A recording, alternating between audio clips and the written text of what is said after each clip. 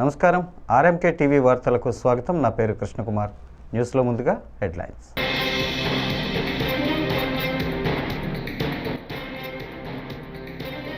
మహిళా సాధికారతపై ఎన్టీఆర్ ఆనాడే చెప్పారు. స్పీకర్ అయ్యన్న పాత్రుడు.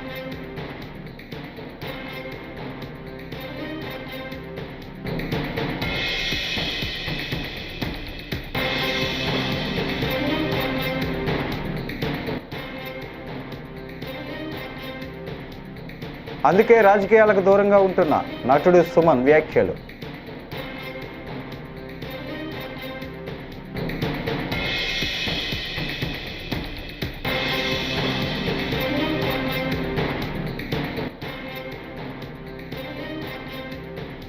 ప్రజాస్వామ్యాన్ని కాపాడేందుకు మద్దతు ఇవ్వండి, షర్మిల.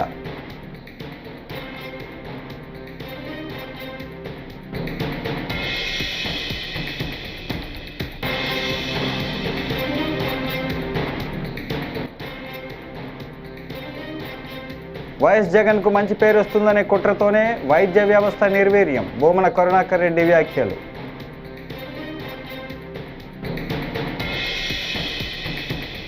ఇక డీటెయిల్స్ చూస్తే, అన్ని సామాజిక వర్గాల సంక్షేమం అభివృద్ధి ధ్యేయంగా పనిచేస్తున్నామని సీఎం చంద్రబాబు అన్నారు. కార్పొరేషన్లకు నిధులిచ్చి కమ్యూనిటీలకు చేయూత అందిస్తున్నట్లు కలెక్టర్ల సదస్సులో ముఖ్యమంత్రి చెప్పారు. త్వరలో అందరికీ 2.5 లక్షల రూపాయల యూనివర్సల్ హెల్త్ కార్డులు అందిస్తామన్నారు. అర్హులందరికీ గ్రామాల్లో 3 సెంట్లు, పట్టణాల్లో 2 సెంట్ల చొప్పున పంపిణీ చేయాలని దిశానిర్దేశం చేశామన్నారు. 15 నెలలు పూర్తి చేశాం. కొత్త గవర్నమెంట్ వచ్చిన తర్వాత మీరందరూ కొంతమంది నిన్న మొన్న చూశాను, మీరు రికార్డ్స్ అన్ని యంగ్స్టర్స్వి 2040, 54, 55 కూడా సర్వీస్లో ఉంటారు కొంతమంది కొత్తగా వచ్చిన ఐఏఎస్ ఆఫీసర్స్ అందరూ. నేను ఐఎమ్ థింకింగ్ 2047 అంటే ఆ తర్వాత కూడా ఆలోచిస్తున్నాం, ఒక ఎకో సిస్టమ్ క్రియేట్ చేయాలి. ఇండియా నెంబర్ 1 కావాలి. ప్రధానమంత్రి నరేంద్ర మోడీ గారు వచ్చిన తర్వాత 11వ ఆర్థిక వ్యవస్థ 4వ అతిపెద్ద ఆర్థిక వ్యవస్థగా తయారైంది. ఒకప్పుడు అమెరికా అంటే భూతంకం చూసేవాళ్ళం, పెద్ద బ్రదర్ అని. ఇప్పుడు అమెరికా కూడా మనతోనే సమానంగా చూస్తున్నాం. ఇచ్చిపుచ్చుకునే ధోరణికి వచ్చాం. అది రావడానికి కారణం మీరు అందరూ గుర్తుపెట్టుకుంటే, మనకు స్వాతంత్రం వచ్చి దగ్గర 75 సంవత్సరాలు అయిపోతుంది, 77 సంవత్సరాలు అవుతా ఉంది. ఇంకొక 22 మైక్ కరెక్ట్గా చూసుకో, ఇంకొక 22 సంవత్సరాల్లో 100 సంవత్సరాలు మనం పూర్తి చేసుకుంటున్నాం. నేను కూడా చాలా చూశాను రాజకీయాల్లో. నిన్న మొన్న చూస్తే ఐఏఎస్ ఆఫీసర్లు, ఐపీఎస్ ఆఫీసర్లు చూస్తే వాళ్ళు పుట్టిన సంవత్సరమే నేను సీఎంగా ఉన్నా. కొందరు ఎమ్మెల్యేలు అసెంబ్లీకి రాకపోయినా జీతం తీసుకుంటున్నారని స్పీకర్ అయ్యన్న పాత్రుడు అన్నారు. తిరుపతిలో నిర్వహించిన జాతీయ మహిళా సాధికారత సదస్సులో ఆయన మాట్లాడారు. ప్రజలు మనల్ని ఎన్నుకున్నది ప్రజా సమస్యలు పరిష్కరించడానికి. ఉద్యోగాలకు రాకపోతే ఉద్యోగులపై చర్యలు తీసుకుంటున్నాం. చిరుద్యోగులు సైతం నో వర్క్ నో పే విధానాన్ని అనుసరిస్తున్నారు. అసెంబ్లీకి రాకపోతే తీసుకోవాల్సిన చర్యలపై లోక్సభ స్పీకర్ మార్గదర్శకాలు ఇవ్వాలి అని అయ్యన్న పాత్రుడు ప్రశ్నించారు. ఆంధ్ర రాష్ట్రంలో కొన్ని సమస్యలు ఉంటాయి, పక్క రాష్ట్రాల్లో కొన్ని సమస్యలు ఉంటాయి. అయినా లక్ష్యాలు ఒకటే. ఆ లక్ష్యం ఏంటంటే మహిళల భవిష్యత్తు, సమాన అవకాశాలు, సురక్షిత సమాజ గౌరవమైన జీవితం. ఈ లక్ష్య సాధనకు మన అందరం కలిసి ఆలోచించి కృషి చేయాలని చెప్పి మీ సభ్యులందరికీ కూడా ఈ సందర్భంలో మనం చేస్తున్నాను. మన రాష్ట్రాలు, మన పార్టీలు వేరైనా, రాజకీయాల్లో అనేక పార్టీలు ఉంటాయి.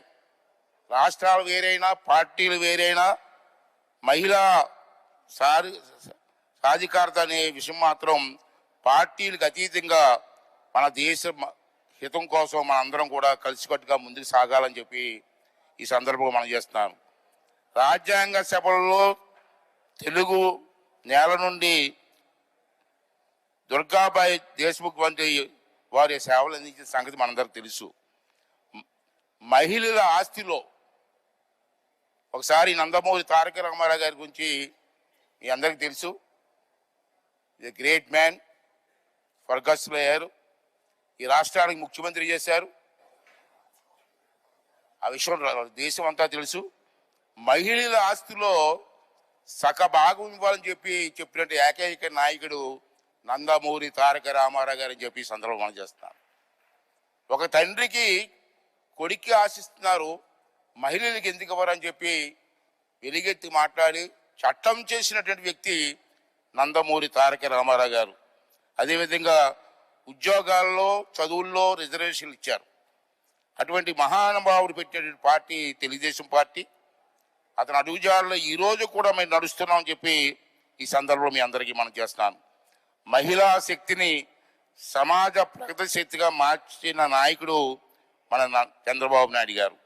స్వయం సహాయక బృందాలు SHGS బలోపేతం చేయడం ద్వారా, స్వయం ఉపాధి అవకాశం కల్పించడం ద్వారా, రాజకీయాల్లో మహిళా ప్రాతినిధ్యం ప్రోత్సహించడం ద్వారా ఆయన మహిళా సాధికారత విషయంలో చూపిన దృష్టిని ఈ సందర్భంలో మీరందరూ కూడా ఆలోచన చేయవలసినటువంటి అవసరం ఉంది. దానికి ఒక ఉదాహరణ చెప్తా. కరాటే, జూడో లాంటి మార్షల్ ఆర్ట్స్ను ఏజెన్సీ గిరిజన ప్రాంత విద్యార్థులకు చేరువ చేయడంలో తన వంతు సహాయ సహకారాలు అందిస్తానని సీనియర్ నటుడు సుమన్ తెలిపారు. అల్లూరు జిల్లా పాడేరులో ఆయన ఆదివారం నాడు పర్యటించారు. రుద్రమదేవి సెల్ఫ్ డిఫెన్స్ అకాడమీ ఆధ్వర్యంలో జరుగుతున్న కరాటే శిక్షణను ఆయన తిలకించారు. ఈ సందర్భంగా మీడియాతో మాట్లాడారు. సో ఈరోజు వచ్చి చూస్తే అంటే మెయిన్గా రాజేష్ వాళ్ళ స్ట్రెంగ్త్ చూస్తే ఇక్కడ ఏంటంటే ఒక ట్రైబల్ విలేజ్లో ఇంతమంది కరాటే స్టూడెంట్స్ ఉన్నారా, సిటీలో కూడా అంటే ఇంతమంది మహిళలు నాకు తెలిసి లేరు. ఇప్పుడు ఉన్న స్టాండర్డ్ వాళ్ళు ఏదైతే వైట్ బెల్ట్ ప్రకారం చేశారో అంత స్టాండర్డ్ కూడా లేదు. సో నేను ఫస్ట్ ఇక్కడ వచ్చిన తర్వాత బాగా హ్యాపీ ఫీల్ అయింది ఏంటంటే రాజేష్ వచ్చి మాట్లాడడానికి ముందు తన తల్లిదండ్రులని వేదిక మీద పిలవాలి, తల్లిదండ్రుల వల్లనే నేను ఈరోజు ఇంత ఎదిగని చెప్పి ఒక సంస్కారంతో తను తల్లిదండ్రులను పిలిచి వాళ్ళ పాదాలకి నమస్కారం పెట్టి, అది ఏమైనా ఇది చాలా అందరూ అండర్లైన్ చేయాల్సింది ఏంటంటే ఈరోజు సమాజంలో తల్లిదండ్రులను ఎవ్వరూ పిల్లలు కాదు, ముఖ్యంగా సిటీలో ఉన్న పిల్లలు టైం లేదంటున్నారు, గమనించట్లేదు, ఒక స్టేజ్ తర్వాత వదిలేస్తున్నారు. కారణాలు చాలా ఉన్నాయి. తల్లిదండ్రులు మిస్టేక్ కూడా ఉంది, బిజీ అయిపోయి పిల్లల్ని వేరే వాళ్ళకి వదిలేసి వెళ్ళిపోవడం. ఇది ఒక ట్రైబల్ ఏరియా కాబట్టి అలాంటి జరగడానికి అవకాశాలు లేవు. కాబట్టి ఇక్కడ ఏంటంటే పిల్లలు వాళ్ళ తల్లిదండ్రుల మీద అటాచ్మెంట్తో సెంటిమెంట్తో ఉంటున్నారు. ఇది చాలా గొప్ప విషయం, చాలా హ్యాపీ ఫీల్ అయ్యాను. ఎందుకంటే నేను మా తల్లిదండ్రులు ఉండబట్టే ఈరోజు నేను ఈ స్థాయికి ఎదిగాను. చదువు విషయంలో నా ఆర్టిస్ట్గా నన్ను ఎంకరేజ్ చేసింది మార్షల్ ఆర్ట్స్లో అన్నీ మా తల్లిదండ్రులే. మా మాస్టర్ బుద్ధిజం బాగా నేర్పించారు, కర్మ సిద్ధాంతం గురించి నేర్పించారు. సో అన్నీ కొన్ని కంట్రోల్లో, కొన్ని ఎంత ఏజ్ వచ్చినా కొన్ని కంట్రోల్లో నేను పెట్టుకొని, హెల్త్ విషయంలో మటుకు నేను చాలా జాగ్రత్తగా, ఎందుకంటే అప్పట్లో నాకు కరాటే బెల్ట్ రావాలంటే చాలా టఫ్గా ఉండేది. 5 lakhs ఏంటంటే నేను కంట్రోల్, నాకు ఇవన్నీ వచ్చింది, ఓపిక ఇవన్నీ వచ్చిందంటే అది మార్షల్ ఆర్ట్ వల్ల.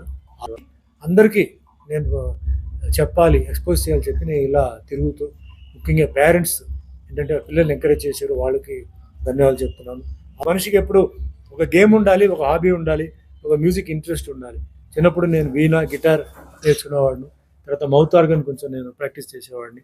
నేను అబ్జర్వ్ చేసింది ఏంటంటే ఇక్కడ ట్రైబల్ ప్రోడక్ట్స్ చాలా చేయవచ్చండి. అంటే ప్రోడక్ట్స్ అంటే తినే పదార్థాలు, నాట్ ఓన్లీ జస్ట్ హనీ అలా కాకుండా చాలా, ఎందుకంటే ప్లాంటేషన్స్ ఉన్నాయి, వెజిటేషన్స్ ఉన్నాయి, చేసుకోవచ్చు.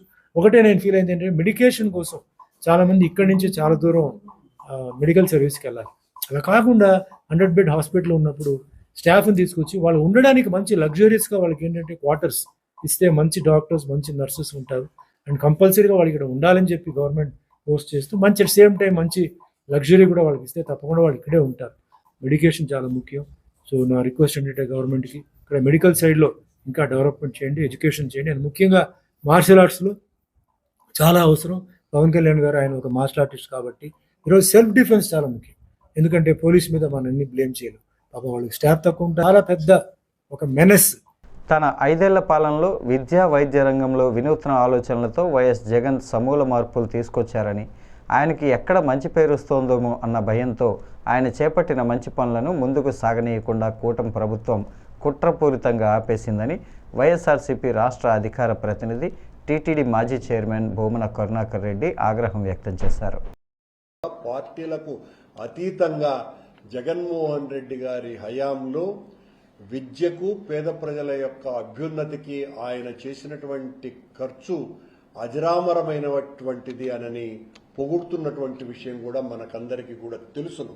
మమ్మల్ని తీవ్రంగా వ్యతిరేకించేటువంటి ప్రతీప శక్తులు జగన్మోహన్ రెడ్డి గారు ఎప్పటికీ కూడా అధికారంలోకి రాకుండా ఉండాలని, రాకుండా పోతేనే మన పబ్బం గడుస్తుంది అనుకునేటువంటి తెలుగుదేశం పార్టీ, జనసేన పార్టీలకు సంబంధించినటువంటి తిరోగామ పార్టీలకు చెందిన వాళ్ళు తప్ప నిజంగా ప్రజల సంక్షేమం పట్ల బాధ్యత కలిగినటువంటి వాళ్ళెవరైనా కూడా జగన్మోహన్ రెడ్డి గారి చేసినటువంటి మంచిని కాదనలేనటువంటి పరిస్థితి. అందులో భాగంగానే జగన్మోహన్ రెడ్డి గారు 17 మెడికల్ కళాశాలల్ని ప్రభుత్వమే నిర్మించి వాటి ద్వారా కొన్ని వందల మందికి పైగా వైద్య విద్యార్థులను తయారు చేసి డాక్టర్లుగా వాళ్ళందరినీ కూడా పేద ప్రజలకు అందుబాటులో తేవటానికి ఆయన చేసినటువంటి కృషిని గుర్తించకపోగా ఈ 17 మెడికల్ కళాశాలల మీద విషం చిమ్ముతూ ఆయన హయాంలో ప్రారంభించినటువంటి 7 కళాశాలలు మిగతా కళాశాలలన్నింటినీ కూడా ప్రైవేటీకరణ చేయాలనని చంద్రబాబు గారు తీసుకున్నటువంటి నిర్ణయం మీద ఈ రోజున రాష్ట్ర వ్యాప్తంగా ప్రజా సంఘాలన్నీ కూడా బగ్గుమంటున్నటువంటి విషయం మనకందరికీ కూడా తెలుసు. జగన్మోహన్ రెడ్డి గారు మొన్న పత్రికా సమావేశంలో ఒక గొప్ప మాటను మాట్లాడడం జరిగింది. పని చెయ్యటమే తెలుసు గాని జగన్మోహన్ రెడ్డి గారికి పేదలకు మంచి జరగాల అన్నటువంటి తపనే తప్ప నేను చేసినటువంటి మంచి నేను దాన్ని డప్పు కొట్టుకొని వాయించుకోవాలా అన్నటువంటి తత్వం ఇసుమంతా లేనటువంటి ఒక సద్గుణమైనటువంటి వ్యక్తి జగన్మోహన్ రెడ్డి గారు. అందుకే ఆయన చేసినటువంటి మంచి తిరుమల శ్రీవారిని పలువురు రాజకీయ ప్రముఖులు దర్శించుకున్నారు. వీఐపీ ప్రారంభ విరామ దర్శన సమయంలో ఎమ్మెల్యేలు మాధవిరెడ్డి, భూమా అఖిలప్రియ, ఎంపీ డీకే అరుణ, ఎంపీ రవిచంద్ర, గుజరాత్ ఎమ్మెల్యే రివాబా జడేజా స్వామివారి సేవలో పాల్గొన్నారు. టీటీడీ అధికారులు వారికి స్వాగతం పలికి దర్శన ఏర్పాట్లు చేశారు. వారు స్వామివారిని దర్శించుకొని మొక్కులు చెల్లించుకున్నారు. దర్శనం అనంతరం రంగనాయకుల మండపంలో పండితులకు ఆశీర్వచనం చేసి స్వామివారి తీర్థప్రసాదాలను వారికి అందజేశారు.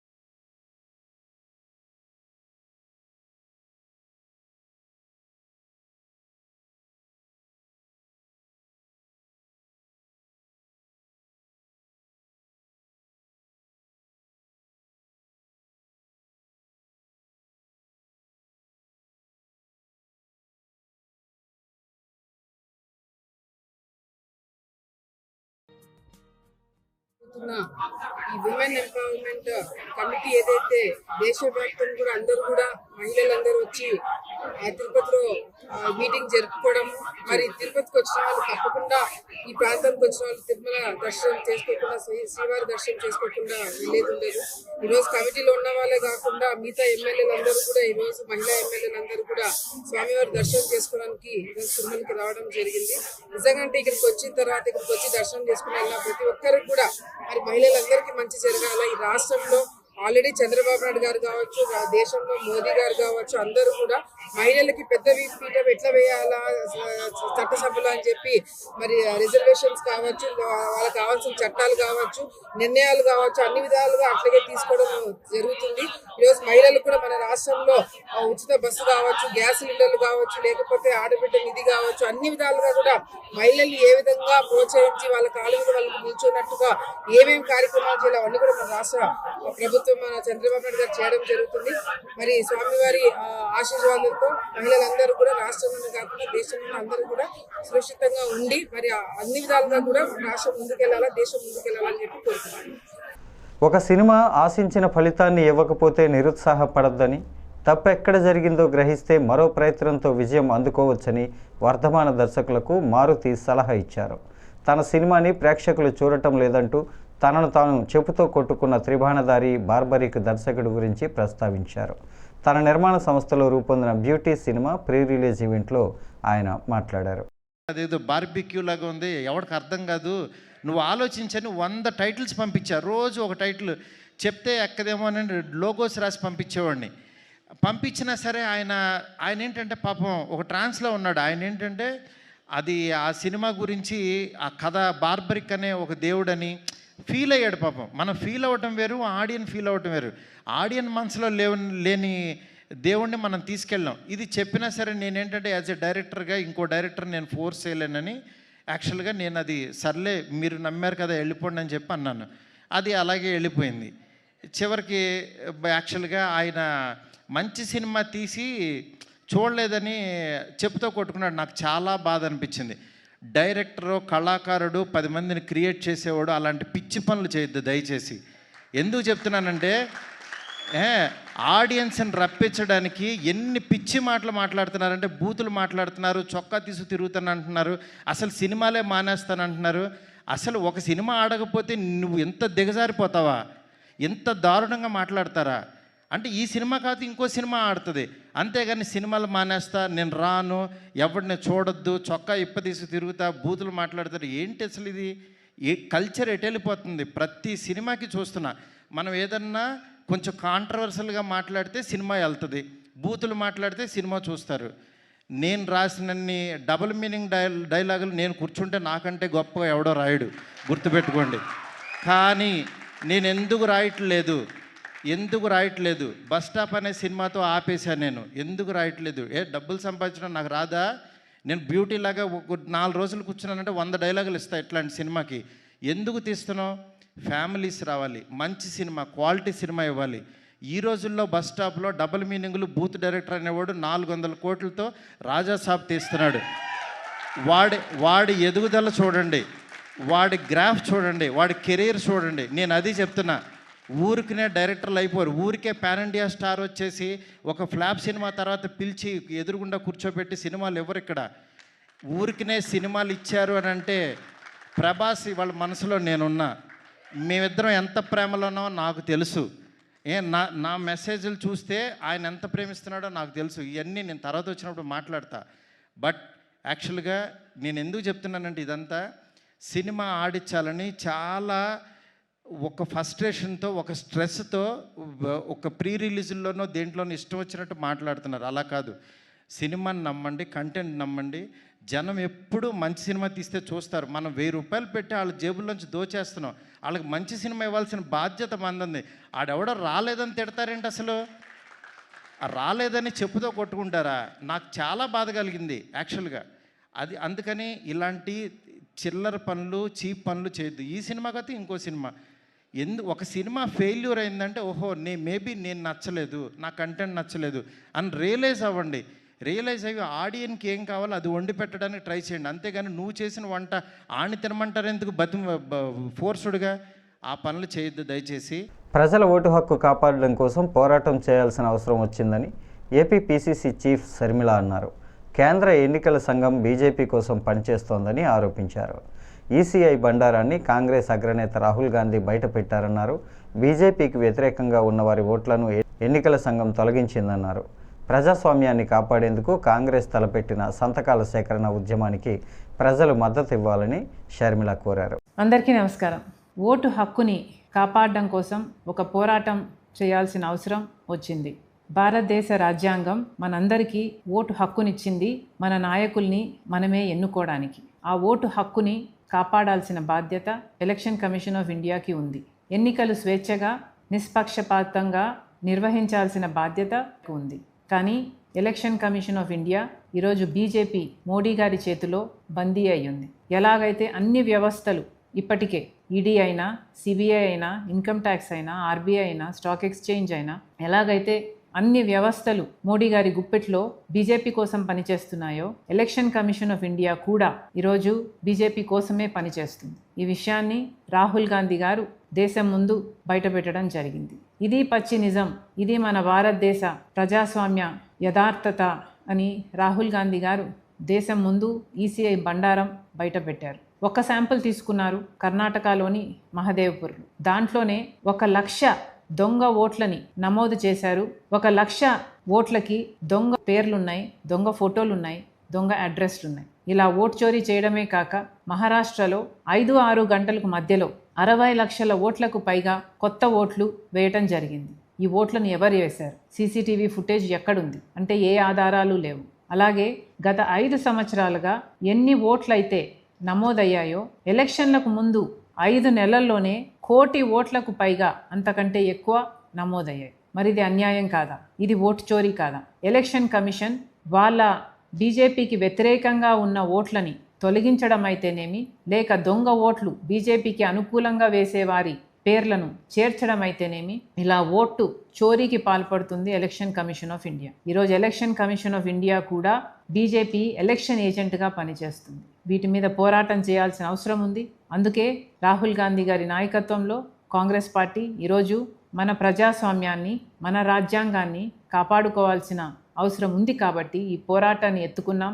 దీనికి మీ మద్దతు కూడా కావాలి, మీ సంతకం కూడా కావాలి. మాతో కలిసి పోరాటం చేయాలని, మన ప్రజాస్వామ్యాన్ని, మన రాజ్యాంగాన్ని కాపాడుకోవాలని మనస్ఫూర్తిగా ప్రార్థిస్తున్నాం. చిన్నపిల్లల ఎక్స్ మరియు ఇన్స్టా ఖాతాలను ఆధార్ నెంబర్తో అనుసంధానం చేయాలని కథానాయకుడు సాయి దుర్గతేజ్ సూచించారు. అభయం మాసూమ్ 25 పెరుగుతోందని అన్నారు. సామాజిక మాధ్యమాల్లో పిల్లల పట్ల అశ్లీలత, అసభ్యతను తగ్గించాలంటే ఆధార్ కార్డు జత చేయడం తప్పనిసరి చేయాలని అభిప్రాయపడ్డారు. I believe if possible, I don't know how far it is possible, I really want all the social media platforms to actually have a sense of tying them up to the real world, in the sense like if at all there's an idea of mine, I want them to be properly checked with my background, like an Aadhaar card or their parents or something to tie them up to the ground, to make them question about their real life or not in the social media world. Maybe I'm talking very randomly or not properly aligned, but I believe that if at all they can connect to the real world in the form of like their ID is supposed to be collaborated with their Aadhaar card or their parents' number or their parents' Aadhaar card linked to it.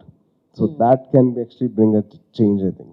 They become more responsible. Actually, I can just talk to him and say that this is what I'm facing. And నేను face చేస్తున్నాను, నన్నే కాదు మొత్తం నా family మొత్తం అందరినీ తిడుతున్నారు. I can just say that. ఇప్పుడు చాలామంది ఫ్యాన్స్ ఉంటారు, వాళ్ళనే అనలేం. ఎందుకంటే వాళ్ళ ప్రేమతో చేస్తారో వాళ్ళ వేరే వాళ్ళ మీద కోపంతో చేస్తారో అర్థం కాదు. అంటే ఎవరో ఒకరు ఇన్స్టిగేట్ చేస్తారు, ఆ దాంతో ఇంక రెచ్చిపోయి ఇంకా అసలు మమ్మల్ని తిట్టేస్తూ ఉంటారు. మేము పెద్దవాళ్ళు కాబట్టి మేము తీసుకోగలుగుతాం, పిల్లలకి ఏం తెలుస్తుంది? వాళ్ళకంటే ఒక బాధ్యత వాళ్ళ మైండ్లో రావాలి, అంటే తీసుకురావాలి. అందుకని చెప్పిన దాకా link their Instagram IDs or Facebook IDs or the Twitter IDs to Aadhaar card, to their parents' Aadhaar card, something. వాళ్ళకంటే ఒక బాధ్యత వస్తుంది. ఆ బాధ్యత వచ్చిన తర్వాత వాళ్ళకి భయం వేస్తుంది టు సే ఎనీథింగ్. ఇప్పుడు నా ఇన్స్టాగ్రామ్ ఓపెన్ చేస్తే బూతులు ఉంటాయి కమెంట్స్లో. బట్ ఐఎమ్ అన్ ఎల్డర్ కాబట్టి I can take it. But for a kid how can take it? ఇప్పుడు మీ కిడ్ ఉంటాడు, ఒక 16 ఏళ్ళకి ఉంటాయి, 15 ఏళ్ళు ఉంటాయి, లేకపోతే ఒక 12 ఏళ్ళు ఉంటాయి. ఆ అబ్బాయి ఏం తీసుకోగలుగుతాడు? ఆ బూతులు తీసుకోలేరు కదా. So if at all they can link their ID to an Aadhaar card, to their Aadhaar card or to their parents Aadhaar card, they will be scared. ఆ భయం అనేది రావాలి వాళ్ళకి. గూడూరు గాంధీనగర్ సమీపంలో ఈ నెల 10న జరిగిన రషీద్ హత్య కేసులో 3 నిందితులను పోలీసులు సోమవారం అరెస్టు చేశారు. టూ టౌన్ సిఐ శ్రీనివాసులు తెలిపిన వివరాల ప్రకారం వెంకటేశ్వర్లు, షరీఫ్ కలిసి రషీద్పై 17 సార్లు కత్తితో దాడి చేసి హత్య చేశారు. మహిళా వ్యవహారమే ఈ ఘర్షణకు దారితీసిందని, సిగరెట్ విషయంలో మొదలైన వాగ్వాదం ప్రాణాంతకంగా మారిందని సిఐ తెలిపారు. నిందితులకు ఆశ్రయం కల్పించిన వందనను కూడా అరెస్టు చేసినట్లు వెల్లడించారు. మర్డర్గాను ఈరోజు ముద్దాయిల్ని అరెస్ట్ చేయడం జరిగింది. 3 ముద్దాయిల్ని ప్రాథమికంగా అరెస్ట్ చేయడం జరిగింది. వారిలో వచ్చి ఒకరు పాల్కుర్తి వెంకటేశ్వర్లు అలియాస్ వెంకి, 2 షఫీర్ షేక్ షఫీర్ అలియాస్ అజ్జు, 3 వంతన. ఈ ముగ్గురిని కూడా ఈరోజు చెలుకూరు మండలంలోని వరగల్ క్రాస్ రోడ్డు వద్ద మధ్యాహ్నం 1 గంటలకు అరెస్ట్ చేయడం జరిగింది. మనకి ఈ గూడూరు నందు గాంధీనగర్ వద్ద గల క్రిస్టియన్ సమాధుల వద్ద 9వ తారీఖు, ఈ నెల 9వ తారీఖు అర్ధరాత్రి పూట జరిగినటువంటి మర్డర్గాను 10వ తారీఖు నాడు ఉదయం పోలీసులకు సమాచారం రాగా దాని మీద మర్డర్ కేసు నమోదు చేసి దర్యాప్తు చేయడం జరిగింది. దాంట్లో భాగంగా 3 ముద్దాయిల్ని అరెస్ట్ చేయడం జరిగింది. ఈ ముగ్గురు కూడా ఈ దీంట్లో చనిపోయిన వ్యక్తి షేక్ రహీద్ బాషా అలియాస్ మున్నా. ఇతను టిడికో హౌసెస్ గూడూరు రూరల్ మండలంలో ఉంటాడు. ఇతని మీద ఎటువంటి నేర చరిత్ర లేదు, ఎటువంటి కూడా రౌడీ షీట్ కూడా లేదు అతని మీద. అదేవిధంగా దీంట్లో అరెస్ట్ కాబడినటువంటి ముద్దాయినటువంటి పాలకుర్తి వెంకటేశ్వర్లు అలియాస్ వెంకి, ఇతను 19 సంవత్సరాలు. ఇతను టిడికో హౌసెస్ లో ఉంటాడు. ఇతని మీద 2 కేసులు గతంలో కలవు. ఒకటి దొంగతనం కేసు మరియు ఒక ఎస్సీఎస్ కేసు ఉంది. ఇతని మీద కూడా ఎటువంటి రౌడీ షీట్ నమోదు కాలేదు ఇంకా. అదేవిధంగా షేక్ షఫీర్ అలియాస్ అజ్జు, ఇతనికి 28 సంవత్సరాలు. ఇతను కూడా ఇంద్రమ కాలనీలో ఉంటాడు. ఇతని మీద కూడా గతంలో ఎటువంటి నేర చరిత్ర లేదు. అదేవిధంగా 3వ ముద్దాయి అయిన వందన ఆమె మీద కూడా గతంలో ఎటువంటి నేర చరిత్ర లేదు. ఈమె భోజలి మండలం అయితే ప్రస్తుతం టిడికో హౌసెస్, గూడూరు రూరల్ మండలంలో టిడికో హౌసెస్ ఉంది. మనకి ఈ యొక్క కేసు 9వ తారీఖు, ఈ నెల 9వ తారీఖు నాడు మనకి రాత్రిపూట 10 గంటల ప్రాంతంలో ఈ చనిపోయినటువంటి రషీద్ మరియు వెంకి అలియాస్ వెంకటేశ్వర్లు, అదేవిధంగా మనకి షఫీర్, వీళ్ళిద్దరు మరియు చనిపోయినటువంటి రషీద్, వీళ్ళు 3 కూడా ఇంద్రం కాలనీ వద్ద. ఈ వార్తలు ఇంతటితో సమాప్తం. నమస్కారం.